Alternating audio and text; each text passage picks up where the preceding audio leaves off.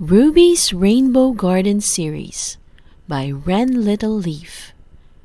Narrated by Daui. Hi guys, I'm Daui. I'm 5 years old and I have 2 cats. Book 2, Ruby and the Rainbow Unicorn. Ruby was a lovely little girl with hair of gold and a warm smile. She loved playing outdoors and making new friends too. But could you guess what else Ruby was interested in? Well, like many children her age, Ruby really wanted to meet fairies and unicorns. One cloudy day, while playing in her garden, Ruby had a curious little visitor. It was a pretty little fairy, so small that she fit perfectly in Ruby's tiny hand. Hello, my name is Ruby. I'm so happy to finally meet a fairy. Hello, Ruby. My name is Peony. I see that you have a rainbow tree. Were you the one who found the golden seed that I dropped here the other day? Why, yes. I found it in my garden. And when I planted it, it grew into a tree the very next day. Then she frowned. Oh, I'm sorry. Did you want it back?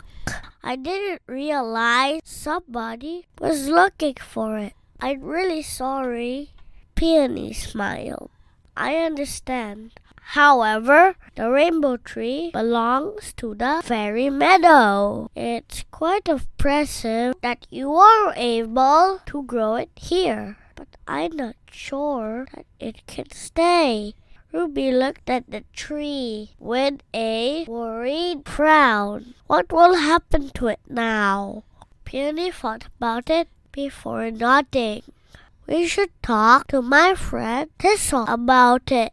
The golden seed was a gift from her, you see. She will know what to do. Is it okay if I come back tomorrow with her? Of course. I would love to meet her. I hope she can help us save the tree. Ruby said, I'll wait for you tomorrow. The fairy agreed and left, promising to return the very next day with her friend Thistle. Ruby was worried about the tree, but on the other hand, she couldn't help but be excited that the next day she would be meeting not just one, but 2 fairies. So the next morning, Ruby was surprised to see that Thistle was not, in fact, another fairy, but a magnificent unicorn with the most colorful mane and tail and hoops that didn't really touch the ground. Instead, she seemed to be walking on rainbow. Hello, Ruby.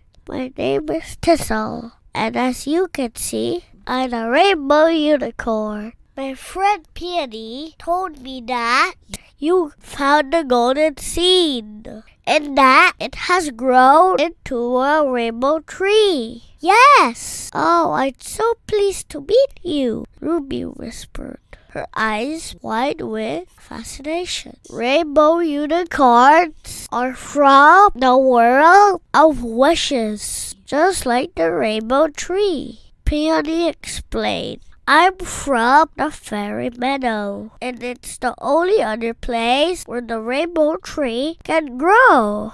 How very interesting, Ruby exclaimed. So, how is it able to survive here in my garden? I think I know, Thistle murmured. It takes a special kind of love and kindness to make the rainbow tree grow. You must be taking really good care of it. Oh, I am, Ruby promised. I water it every day and talk and sing to it too. Thistle looked around Ruby's garden and smiled when she saw the rainbow tree swaying as if dancing to a melody only it could hear. Then it was no wonder that this tree is happy and healthy. Well, that's a relief, Ruby sighed. I was getting really worried about it.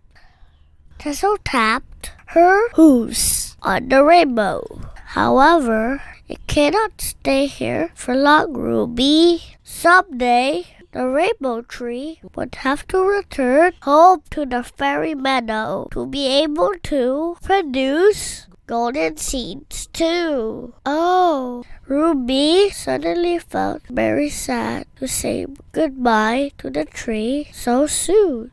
Yes, but don't worry, I can stay here for a little while. It should be okay if you promise to continue taking good care of it.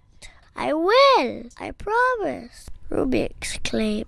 The unicorn nodded in approval. Good. And while it's here, we will always come and visit to make sure the tree is in good condition, if that's all right. Of course. Is there anything else I can do to help make sure the tree is healthy while it's here? Ruby asked.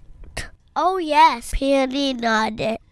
When you're around the rainbow tree, I suggest you keep thinking happy thoughts. Happy thoughts come from a kind heart, a kind mind, and a kind spirit. Exactly, Tessa agreed. Kindness makes sure that the rainbow tree would never lose its magic. Can you do that for us, Ruby? The little girl nodded eagerly. Why, yes, of course. Tessa smiled again and looked at Peony. Well, then the rainbow tree can stay until the end of summer. Peony looked at Ruby with bright eyes, full of hope. May I invite my other friend to come visit too? They are curious to meet the girl who was able to grow the rainbow tree in the human world.